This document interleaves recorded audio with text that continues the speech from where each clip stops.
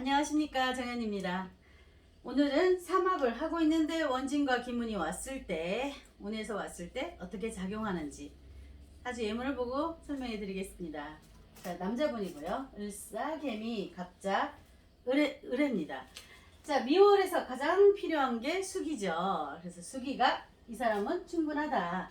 그런데 우리가 그 전에 말했듯이 수기가 충분하면 위험한 사고를 조금 더 비켜갈 수 있다 했습니다. 그런데 이 사주 예문의 당사자는 수기가 이렇게 많은데도 나쁜 경우를 당한 경우입니다. 그래서 우리가 통계라고 하지만 예외의 부분이 딱 오기 때문에 사주가 굉장히 어렵죠.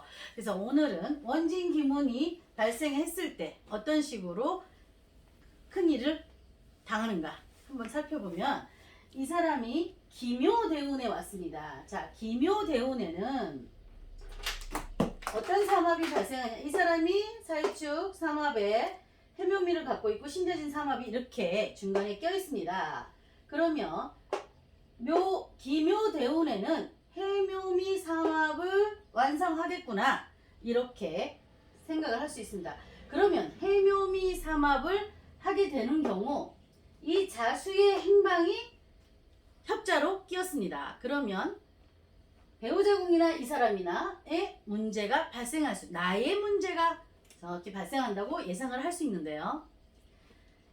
기묘대운의 경진년에 36살 때입니다. 36살에 경진년이 왔습니다. 그러면 경진년이라는 건 진토가 왔다는 얘기인데요. 미토가 있는데 진토가 왔다.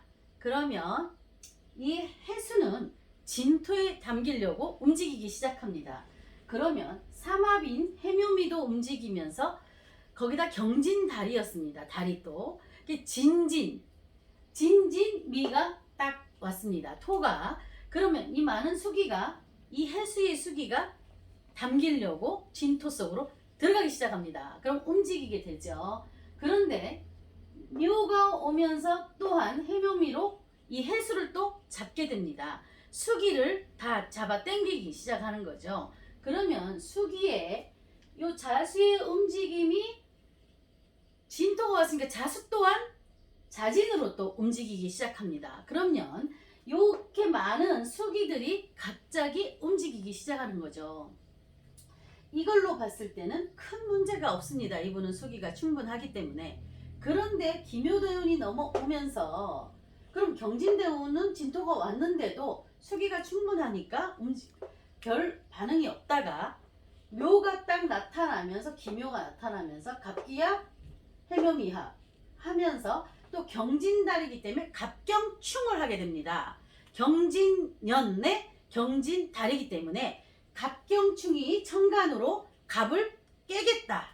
그리고 묘가 오면서 수기를 다 말라버리겠다. 이렇게 묘의 문제, 생기의 문제가 딱 발생을 하는 거죠. 그러니까 지지는 삼합으로 해묘미로 묶여버리고, 그러면 묘에도 충격이 있겠죠.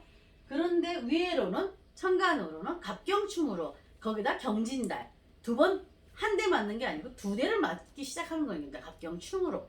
자, 갑목과 을목이 어떻게 움직이냐에 따라서 죽을 수 있다, 이렇게 반응을 하죠. 그래서 이 사람이 기차 사고로 인해서 사망을 하게 됐습니다. 그냥 겉으로 봤을 때는 수기가 충분하니까 큰 문제가 없겠구나. 그런데 이 해수가 진토를 보니까 막 그 속에 담기기 시작하죠. 그게 바로 원진이고 기문입니다. 자, 그런데 원진 기문이라서 꼭 그런 일이 벌어졌을까? 여기서 얘기하는 것은 꼭 한 가지만으로 움직이지 않는다는 거죠. 그러면 어떤 일이 또 발생을 하는가? 자, 사유축 삼합으로 인해서 우리가 사주를 볼 때 갑을목은 겁재천에 해당합니다. 겁살과 재살과 천살입니다. 자, 그 삼합을 벗어난 겁재천은 우리가 어떻게 됩니까? 그 저승사자라고 보통 말을 하죠. 그러면 진토가 왔을 때, 진은 뭐죠? 우리가 12신살에서 가장 많이 보는 거는 육해와 천살입니다.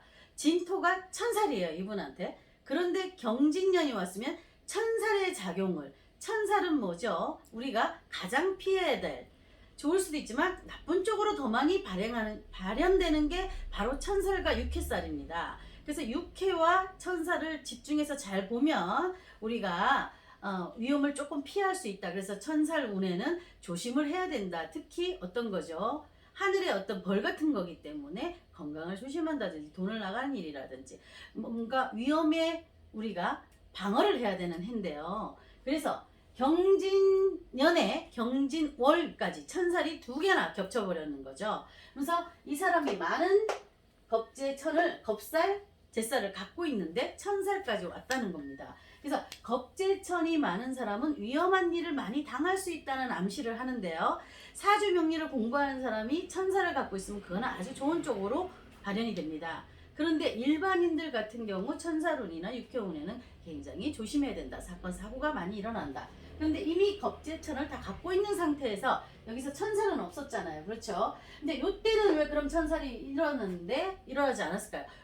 가장 중요한 건 세운과 다론과 그 일진이라고 보시면 되는데 큰 폭에서의 천살은 잘 넘어갔는데 기묘대원에 와서는 이 삼합을 같이 짜면서 또 진토가 또 2개나 드러나면서 해수와 자수의 움직임이 불안하면서 거기에 천살까지 겹치게 된 상황입니다. 그래서 여러 가지가 겹쳤을 때 사람이 죽을 수 있겠구나라고 예시를 하게 됩니다. 그래서 여러분들도 천살 세운에 가장 좀 조심을 많이 하시는 게 좋을 것 같은데 올해는 이제 인사신해기 때문에 천살은 아니죠. 이제 뭐 지살이라든지 움직이는 거라든지 마음만 있어도 못 나고 답답한 상황이 지살인데요.